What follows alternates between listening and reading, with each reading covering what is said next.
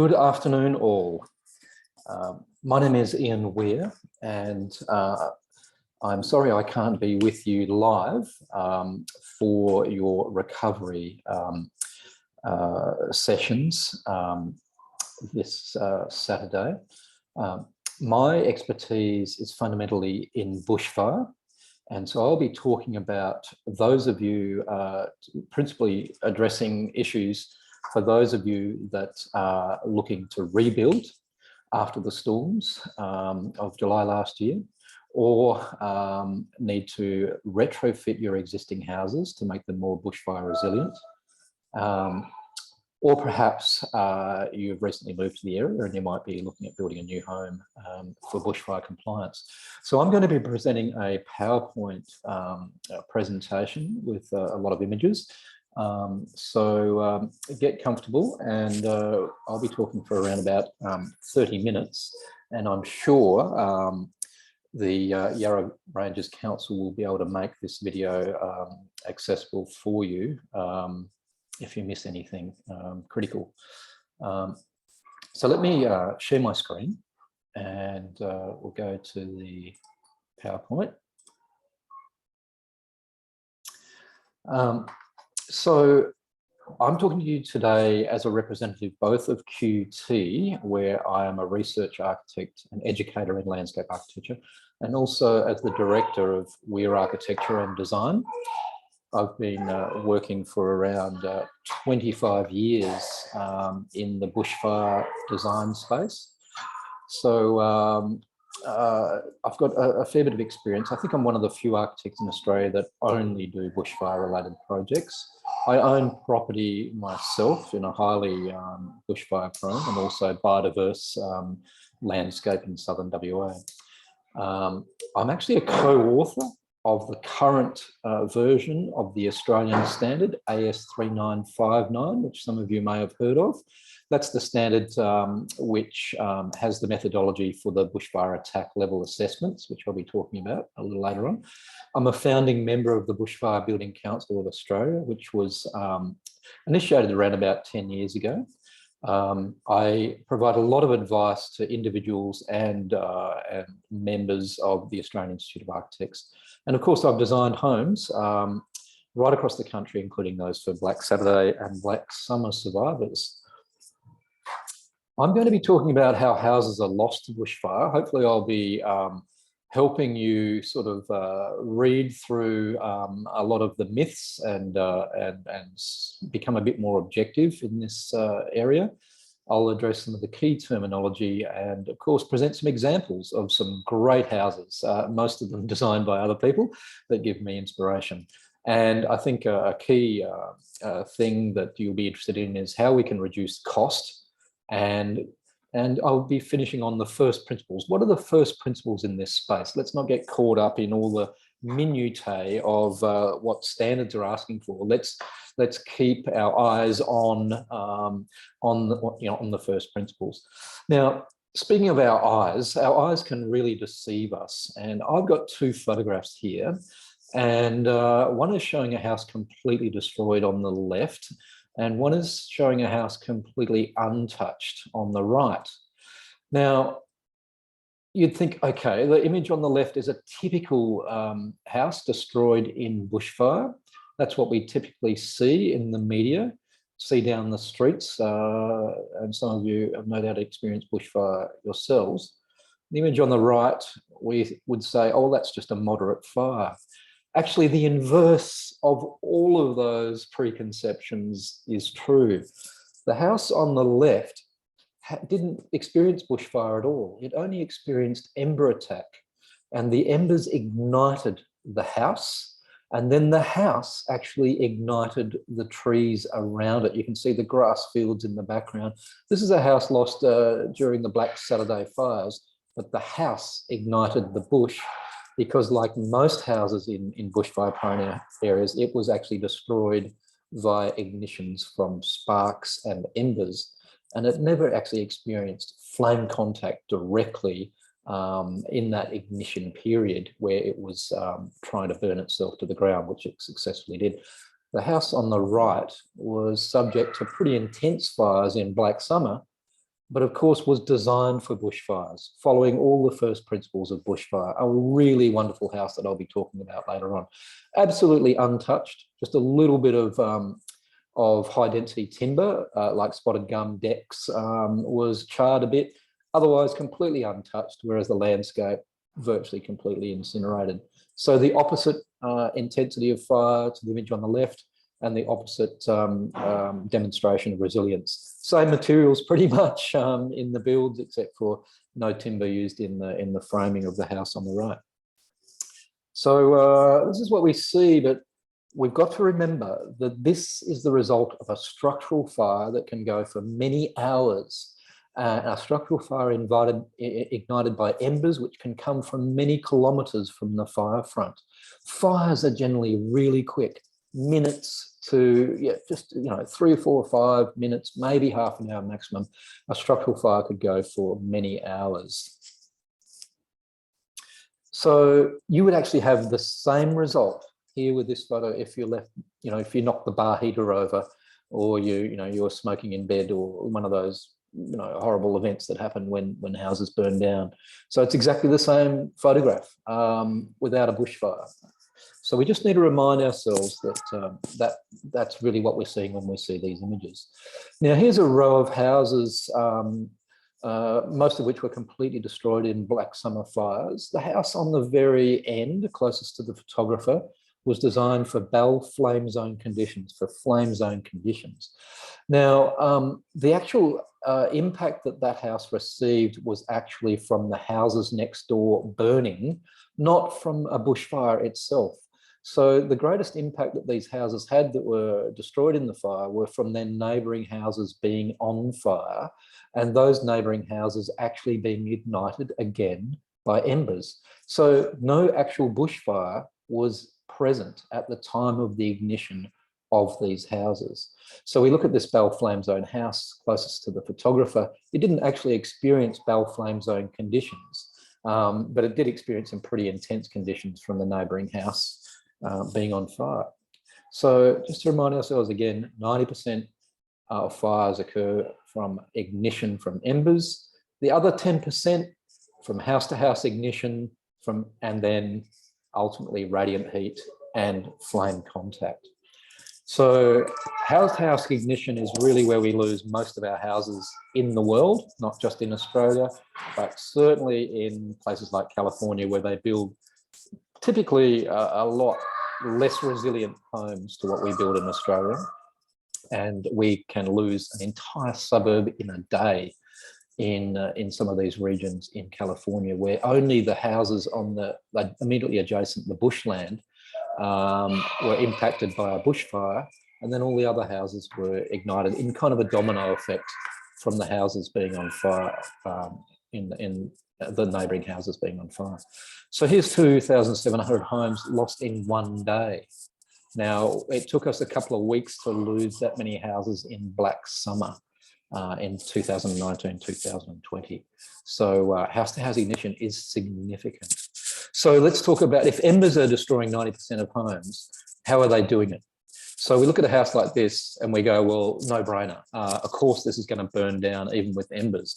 It's got a grapevine kind of growing through it. It's made out of all timber. It's got timber cladding, but not only that, it's all quite fibrous. It's not smooth. So embers can really have a great time getting into this.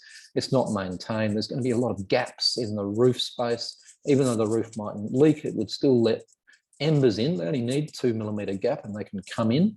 And the wind can come, wind doesn't come down like rain, it comes laterally, and it gets drawn into roof spaces because you get negative pressures with the high-speed winds passing over a house. So there's many ways embers can make contact and start an ignition, bearing in mind you don't need leaves full of gutters. You don't need leaves on your deck. You don't necessarily need a low, poorly maintained house to create the problems, because all of those things, those embers and that leaf litter, are going to accumulate during the fire event, during the wind event associated with the bushfire. And so those are subsequently going to be ignited as well. So you've just got a fantastic opportunity here with this house to burn down. The fact that it's still around after 100 or so years is, in my view, a bit of a fluke rather than you know, good design. So breaking that down into more contemporary structures, timber decks, really easy for embers to accumulate and then ignite. Windowsills, doors, of course, timber doors, and so on. Now, decks, of course, underneath them can be poorly maintained, or we can start storing combustible stuff under our houses, which is a pretty bad thing to do, but it's a very easy thing to do. And I'm sure I'm guilty of the same thing. I'd need to do a full check, but it's just something that humans do. Is over time, we behave a bit badly with regards to what we should be doing with regards to combustible stuff that can ignite in, around, under, and of course, as part of our houses. Cars are combustible. We can lose a house because of where we park the car. Leave the windows down, that thing's going to go up a lot quicker than the car. It's going to be a pretty intense fire. It's going to then ignite the timber fence or the veranda, and we've lost the house. Kayaks, really bad, really, really bad, whether they're rotational molded plastic or fiberglass, they're going to burn. With a few embers, away they go, you lose your house. Caravans, they're going to burn, you're going to lose your house. Plastic tanks next to the house, they're going to burn, you're going to lose your house. Outboard motors, the fuels associated with motorbikes, lawnmowers, all that sort of stuff. You look at this little dinghy and you go, yep, embers would go in there, they'd ignite, the timber fence would go up, then the house would eventually be lost. Because really, given that we have a propensity now to evacuate people, is somebody going to be there to actually extinguish those fires that might otherwise be easily extinguished? Now, a situation from Wye River, not dissimilar to what I expect a lot of you are dealing with regarding landslip in the Yarra Ranges region. Building retaining walls out of timber sleepers is really affordable, really quick, and really hard not to do, but really bad. So when you've got a slope, you'll get a steep slope. You'll generally get your fires driven by slope and not wind, particularly when you're in a protected canopy. That's what happened in Wye River Separation Creek back in 2015, Christmas Day. And then all of the timber retaining walls burnt, as in the photo on the left. And then you've got huge structural damage caused, massive safety issues, houses lost purely from the structural weakening of their supports. So you have to be mindful of everything that could combust, that could ignite, everything that is combustible. We have a really bad habit in Australia of blaming the bush for fire. But we forget our like grade 1 science about fire. Fire likes oxygen and it likes stuff to burn. It doesn't care whether it's the bush or a building or the stuff around in our garden shed. It's going to just be, it's got an appetite just to burn stuff. It doesn't just stick to the bush. So let's not discriminate against the bush. Let's discriminate against combustible stuff. And of course, that can be leaf litter dropped by trees, and it can be our garden mulch. Of course, we have to be really objective and look at all the combustible stuff in, around, on top of our houses. Embers can get on top of our plastic pergola roof deck. That'll ignite kind of seconds, and then you're going to lose the house. We just have this mantra, clean your gutters, clean your roofs. It's a no-brainer. Of course, do that. But then also be mindful that during a bushfire event, they're all going to arrive in seconds anyway. So how are you going to get up there and manage it during a fire event? Very, very difficult. So now we're talking about design, detailing, and just getting rid of gutters if you don't need them for rainwater storage. I mentioned embers. Embers can get into any gap. Well, they can get into really small gaps, but the problem embers that research has found, actually research from the United States, are the ones that are bigger than 2 millimeters. They're the ones that get into our wall cavities, get into our roof spaces where we're storing boxes and papers and all that sort of stuff in our ceilings. And they are the embers that are big enough to start ignitions. Smaller embers are generally self-extinguished. So you can see the grate here, about 10 mil aperture here. No good, embers will get in there. It might have been the reason this house was lost in Canberra. and ignited the wall framing potentially, or went straight through into the interior.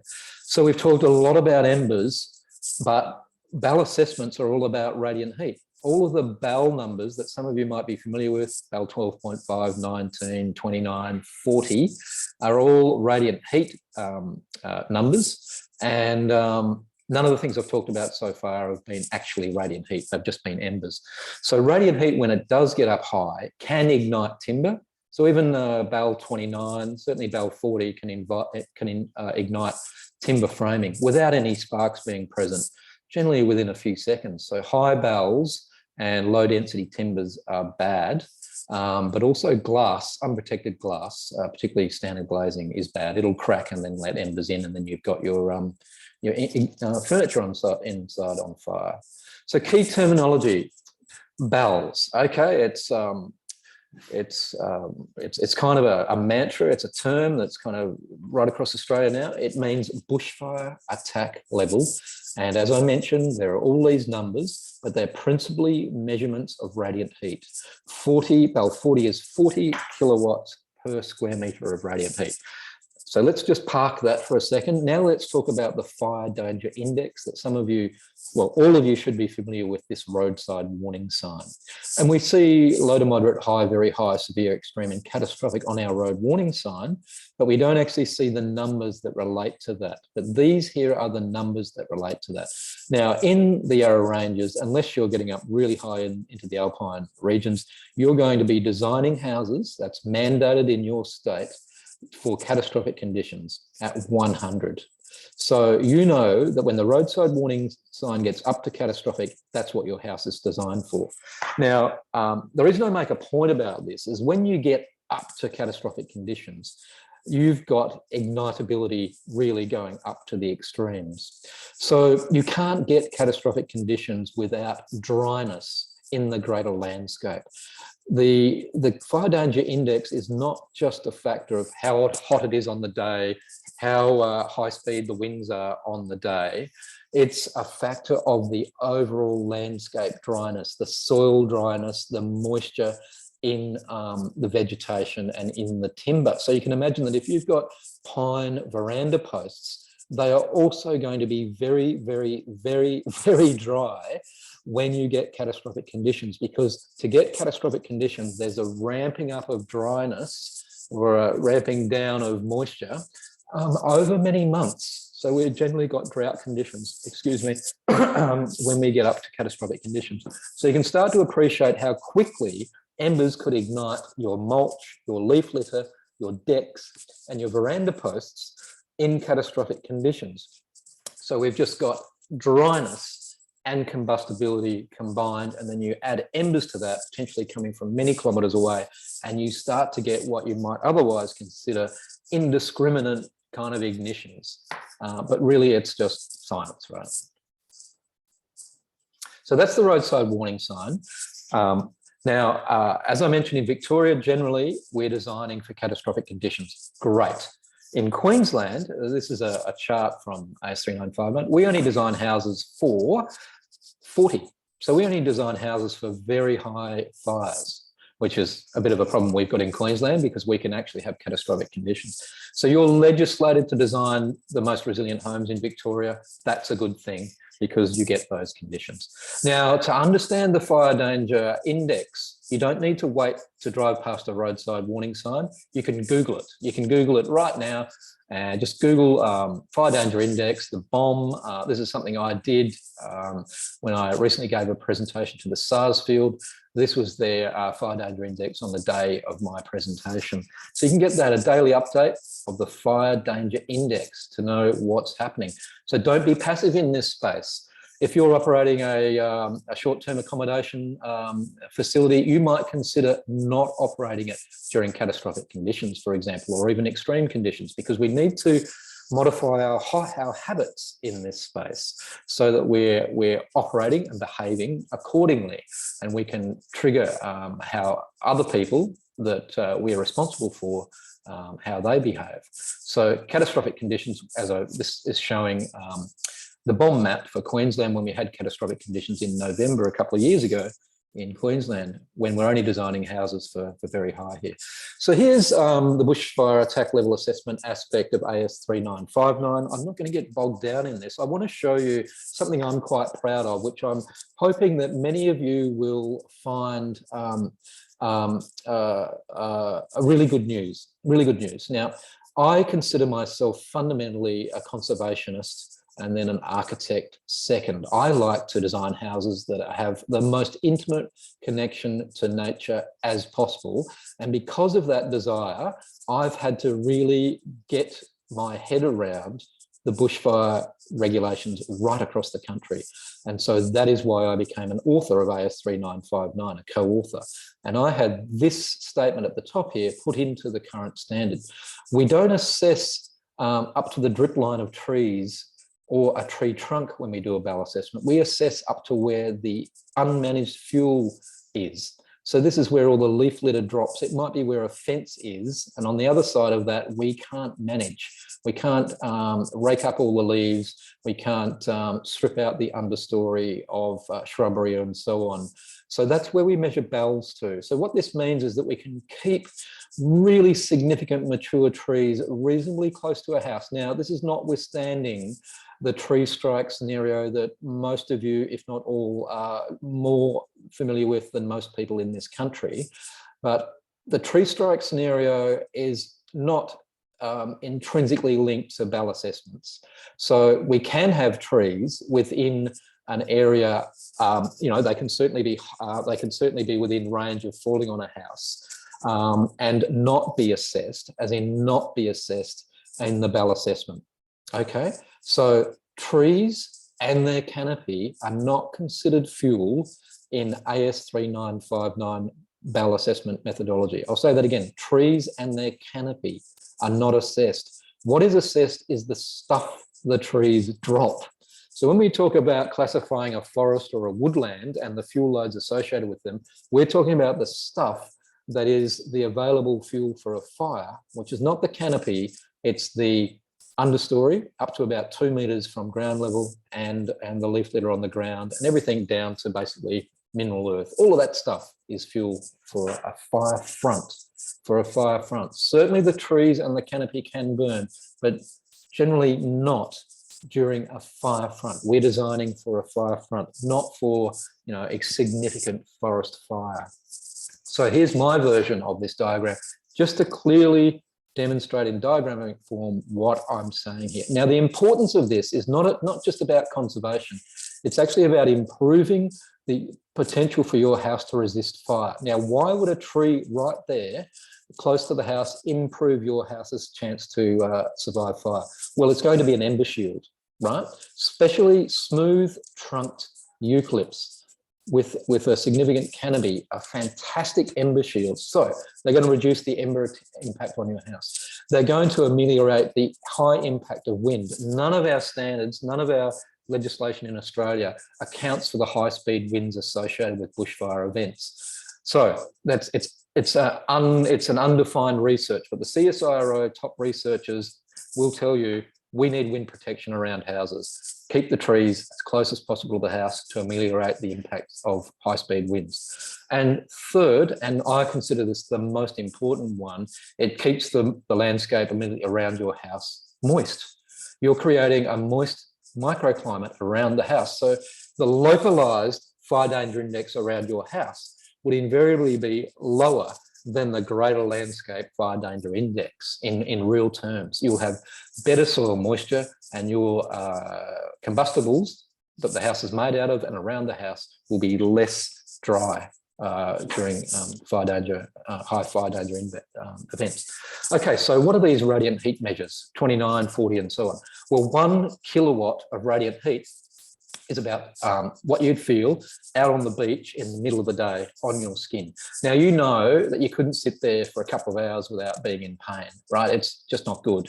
So times that by 29, really, you're not going to be able to handle that very much at all, probably only for a few seconds, even fully dressed. And BAL 40, of course, is absolutely unbearable. So here's some actual stats from AS 3959.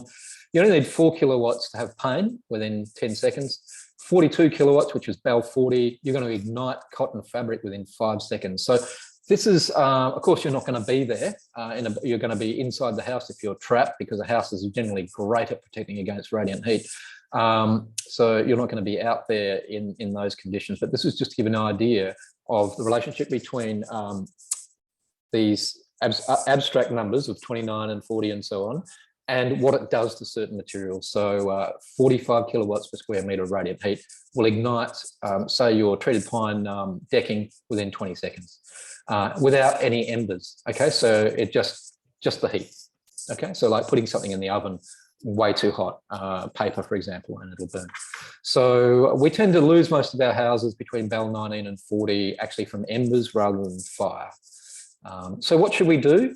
And here I'm going to go through quite quickly because I don't want to take up too much more time. But it's really important to look at how people have addressed the first principle. So houses that were designed before any regulations came in this country that have survived fires. This is the house I showed in the first slide. A body of water all made out of steel, just an extraordinary house. The veranda is on the inside of the house. Have a think about that. It's on the inside. We're not having decks with our outdoor furniture on the outside, which is weak links. We're actually putting it on the inside. So when it's closed up, everything's protected. Beautiful detailing, really easy to clean gutter, skillion roof, only one gutter. It's the easiest one to get to. Of course, it's at the lowest point. Just brilliant, just absolutely brilliant. The building where you're most likely to store your fuels, your lawnmowers and all that stuff is actually separated from the house. In between, there's a big body of the water. With that water in between the two pavilions, the Rural Fire Service in New South Wales actually uses that, takes the water and protects other houses. This house has been in 3 fires. 3 fires, so Black Summer was just the last one. And here's the timber. It would be very similar to the spotted gum, which many of you might be milling currently in the Yarra Ranges. You can see here how really high density timber, really class 1 durability type stuff, self-extinguishes even under direct flame contact. So you can see the level of fire through the landscape here. Other houses going back to the mid-70s, right? So this is not new. A really great apron around the base of the house, completely non-combustible paving. And of course, we've got a house, really hard to set this house alight. You'd have to try pretty hard, even with an oxyacetylene unit. And there's actually a body of water on the roof, which the architect tells me is still maintained. Now, here's a house that you think, crikey, this would be lost in fire, but it's been in fires. It's elevated quite well above a rocky outcrop. So there's actually not a great deal of combustibility immediately in the surrounds and underneath the house. The timber is treated with a fire retardant, and it has a really extensive kind of sprinkler systems throughout. And, what I'm hoping that you will see in this or get from this is some encouragement about how you can still retain your connection to, the forest landscapes.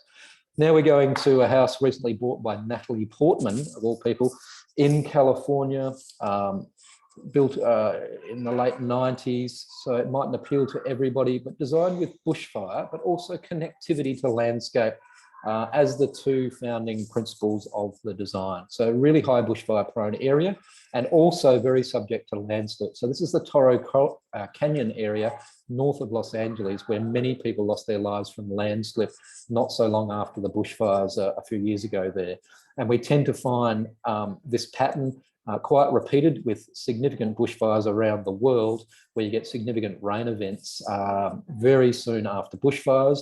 I think it's the particulates released into the atmosphere from bushfires, and which seed the clouds and help the rainfall. And then we tend to get massive soil erosion, landslip, and people killed through mudslides and so on. A house of my own, built prior to any regulations being enforced, but we wanted to connect with the landscape. So we designed a bushfire resilient home, and it has these perforated shutters that drop down. These will be good for Bell 40 use, and you still get the connection to the landscape. Even when the shutters are down, you can see through them, and they control the glare and the insects. So I like to use any feature that's on the house for bushfire purposes to be used for other reasons, so that you're going to use them on a daily basis. And therefore, during an emergency, you're more likely to know how to operate them. Another thing about these roll down type shutters is that they're really quite easy to operate remotely, which more of my clients are asking me to provide for them the opportunity to be able to trigger the resilience features of their home remotely, bearing in mind that they might be stopped by roadblocks and just simply being at work and not being able to get back to the house to enact some of the key things that are going to protect that house. Some of you may have heard of, well, you certainly heard of permaculture, I expect, but David Holmgren, one of the founders of permaculture, the movement, here's a book that he published in the early 1980s about his house called the Flywire House. This is a really, this really cements the idea that how much you can do just simply with metal flywire. And, you know, most of the things, if you're building up to and including Bell 40, you can protect your house just by going down to the local hardware store. You don't need anything fancy at all.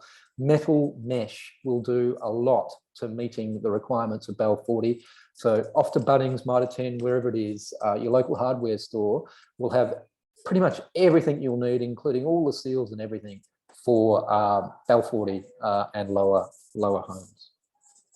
So regulated homes. Now we've got what we do in this situation where we have to design homes for the National Construction Code and all the requirements, not just bushfire, but energy efficiency, structural performance, and so on.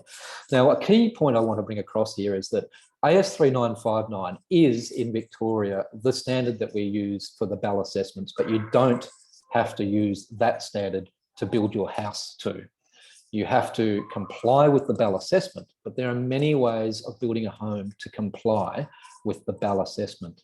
And you might find, certainly I've found, that it's more affordable to build with a structural steel frame, and that is the NASH standard. So it's the NASH steel framed construction in bushfire areas standard. Certainly more affordable for BAL flame zone. So a steel home I built recently in an extremely wind exposed site in Tasmania. You can tell it's wind exposed by just seeing the vegetation in the foreground. It's only 100 metres from the ocean, from Storm Bay, which looks across the Bribie Island. And that's why the house looks like this. It doesn't have any eaves because they'd get ripped off. And so this house is not what you would call you know, a first home owners type budget house. It's around about $4,000 to $5,000 a square metre. So here I'm addressing those of you that might have more financial wherewithal to experiment with alternative solutions for your site.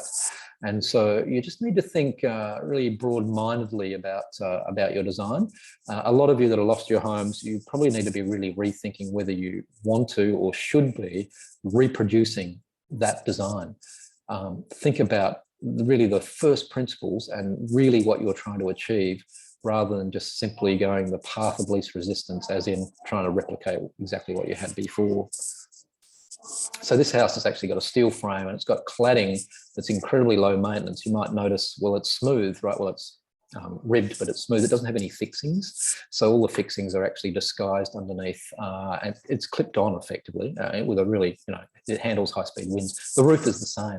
So we find with a lot of the metal cladding products like Colorbond, which is Colorbond, the thing that's the most difficult thing to maintain is actually the fixings. They're the things that corrode. So if you can eliminate those, it's helping with the durability. And this is really a key point, because if you're building for high bushfire resilience, you're really building a high durability home.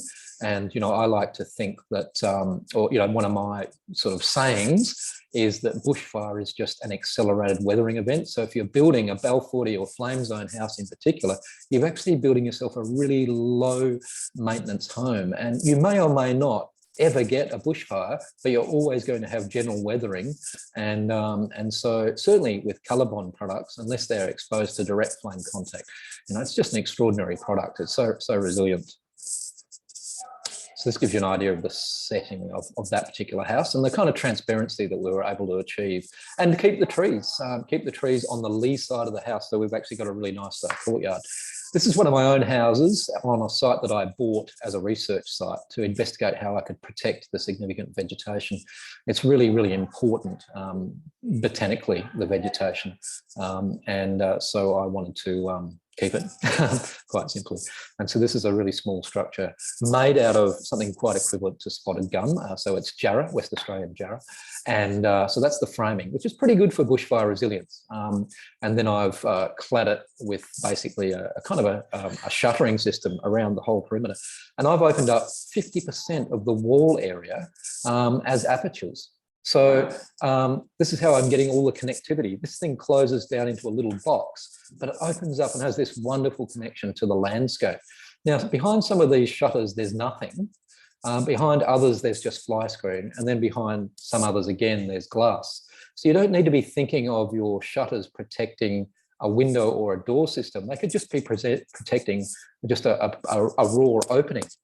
Right, so when we start thinking about really thinking laterally about designing for bushfire, and we're thinking, oh crikey, I might have to spend like $1,000 a square metre on a Bell flame zone shutter, which is generally how much they cost. So even a simple sliding door, it could cost $3,000 or $4,000 for a Bell flame zone shutter. But you don't necessarily have to have the sliding door behind it. You can just have an opening behind it. So this is what this house is demonstrating, how we can get this connection and keep the affordability target there. This is something I'm building myself. It's only 12 and a half square metres. It's very small. I've got 3 children and we were all in there over Christmas.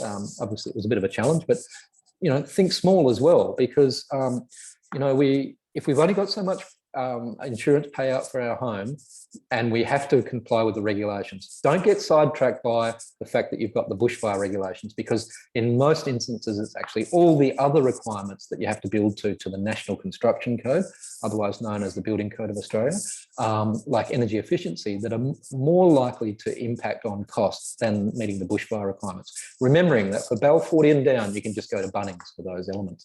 Now, this is a Bell 40 house, and my wife and I designed for clients in a forest setting. This is Eucalyptus diversicolor, probably very similar trees to what I'm seeing lost in the Yarra Ranges as far as type and scale, as in height and bark, type and so on. So I'm hoping you're seeing a real similarity here. So we managed to keep the trees, and we use the trees for privacy and glare control. So we need the trees. There's no curtains or any kind of sun control or privacy control. We use Bell 40 rated decking, so it literally won't burn. It won't even burn in Bell flame zone. It's been tested for that. It will burn, but it won't traffic fire. It won't fire won't travel along its length. And we get this really wonderful connection. It's a very simple design. We actually have a Bell 29 elevation where we enter the house, and that's where we're able to use timbers like spotted gum, which is what this door is, which is rated for Bell 29. It's a so-called bushfire resisting timber. So there's a few species, eucalypt species, merbau or merbu, as some people like to call it, is another one, which is also bushfire resisting. Okay, again, stuff you can get from Bunnings, right? Or whatever your hardware store has. So we're getting the connection. We've got that single gutter that's easy to get the leaves out of it. It doesn't matter where the leaves get in this gutter, because even if they burn during a fire event, it's not going to burn anything else. The roof framing's steel and so on and so forth. So happy people. The husband here is a professional firefighter, and the wife is a nurse of a emergency department, and they know how to behave in emergencies. So they know what to do. They've trained themselves. They've got a plan. They've got firefighting apparatus with pumps and sprinklers. Michael knows what to do. Shauna knows what to do. So here's a costing of this house. I did a very detailed cost assessment from a comprehensive spreadsheet provided by the owners, because it was an owner-built house. They literally built it themselves. And I found that meeting the energy compliance cost around 10% contributed to about 10% of the cost. Meeting the bushfire compliance for Bell 40 contributed about 3%. It was about $12,000 that you could point the finger directly at the Bell 40 requirements for bushfire. $12,000 for a $500,000 house. So please don't get distracted about what you might be seeing on the insurance company websites or hearing from builders and so on. If you design from the ground up and you do it smartly, you can really get the contributing proportion of costs from bushfire down really low.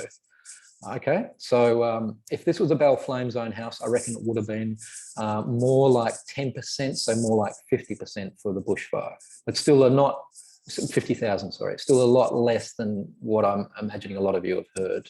Okay, and here's a kind of a breakdown of what just roughly what happens, you know, with the bells. Certainly when you go from Bell 40 to Flame Zone, stuff goes up in price, particularly shutters, windows and doors, if they're not protected by shutters.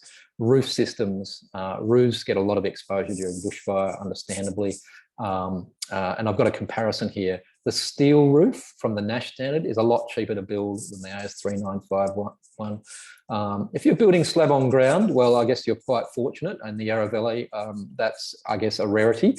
Then, you know, you're already reducing one of the facades of exposure. Now, I tend to not drop a wall right to the ground with my houses on steep sites. I like to protect the underside of the slab so that I'm minimising the amount of building that kind of needs maintaining.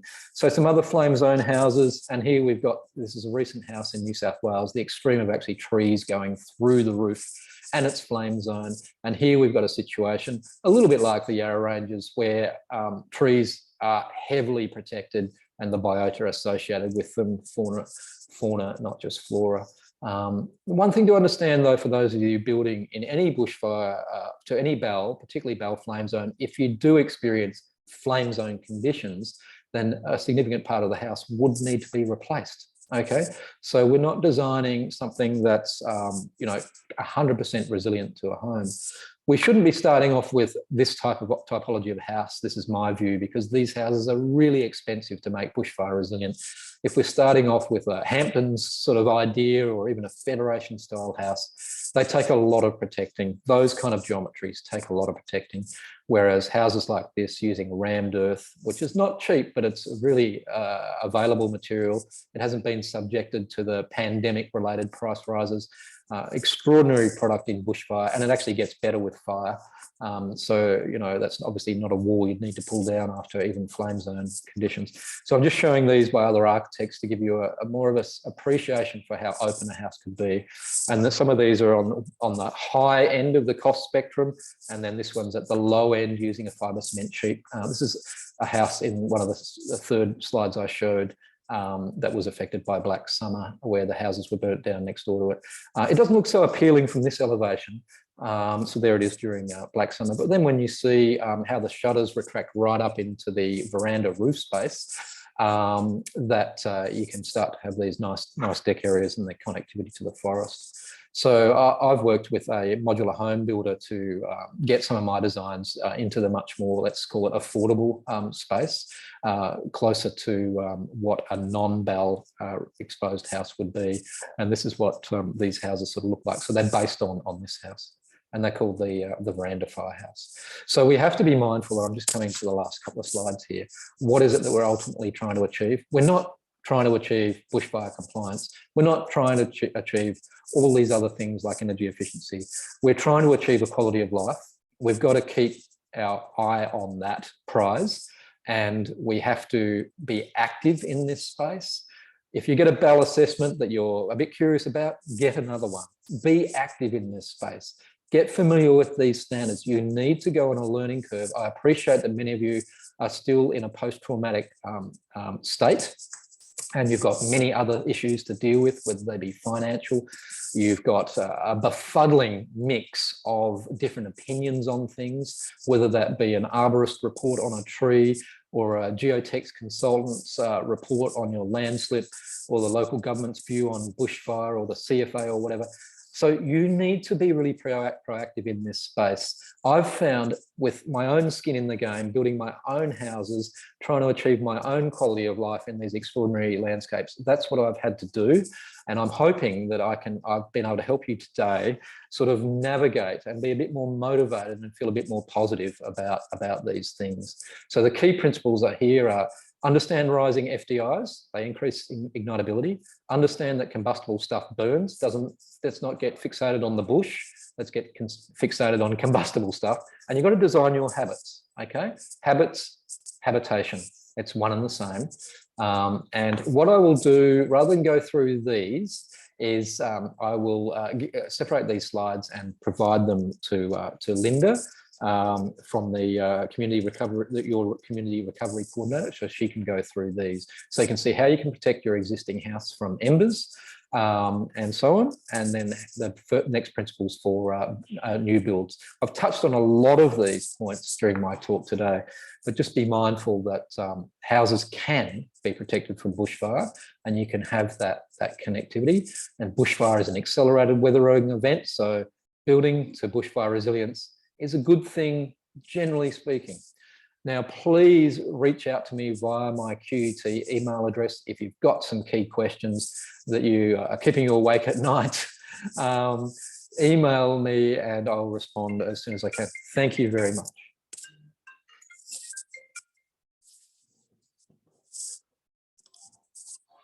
Bye for now, and all the best.